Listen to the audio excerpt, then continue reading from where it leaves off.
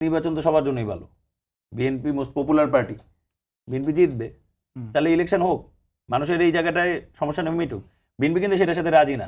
কিন্তু একই সাথে কালকে কিন্তু কোর্টের রায়ে যখন মেয়র নির্বাচিত হয়ে গেলেন, দেখেন ঠিক 5ই অগস্টের পর পর চট্টগ্রামের মেয়র হইল। আমার মনে হয় না বেশি দিন মানে তফাৎ ছিল। আবার কালকে আমরা দেখলাম আমাদের ইশাক ভাই তিনি মানে মেয়র হিসেবে দায়িত্ব নিচ্ছে। এখন পর্যন্ত তো ডিনায়াল মনে হয় বিএনপির পক্ষ থেকে আসে নাই, বা ডিনাই তো করে নাই যে আমরা দায়িত্ব নিচ্ছি না, আমি যতটুকু জানি, তার মানে নিচ্ছে।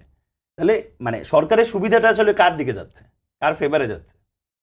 এখন আমরা যেটা বলতেছি, আমার যেটা মনে হয় আমাদের আগের জেনারেশনের লিডারশিপের কাছে, তারা আসলে ঠিক পুরানো ধাঁচেই আসলে আলাপগুলো করতে চায়, যে মঞ্চে একটা খুব তেজ বক্তব্য দিয়া। এবং ওইটাতে হয় কি, মাঝে মধ্যে দেখা যায় আমরা যারা আমরাও আসলে প্রভাবিত হই, আমরাও অনেকটা ওদের মতো আচরণ করার চেষ্টা করি।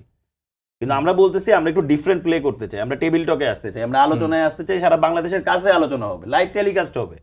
সমস্যা কি, বাংলাদেশের প্রত্যেকটা টেলিভিশন চ্যানেল লাইভ হবে যে আমাদের জাতীয় ঐক্যমত্য কমিশনে কি মিটিং হইতেছে, রেকর্ডেড থাকবে, কে কোন পক্ষে পজিশন নিতেছে, কেন পজিশন নিতেছে। তো আপনি স্মার্ট ডিল করেন, আমরা সামনের দিনের ডিলটা করি, সামনের দিনের টেবিল টকের আয়োজনটা কিভাবে হবে, ডেমোক্রেটিক্যাল স্পেসটা কি দিয়ে তৈরি হবে সেটা তৈরি করি। মঞ্চে মঞ্চে উত্তেজনাকর বক্তব্য, আমরা এটা আবার রাজপথে নামতে হবে কেন? এখানে তো টেবিল ওপেন।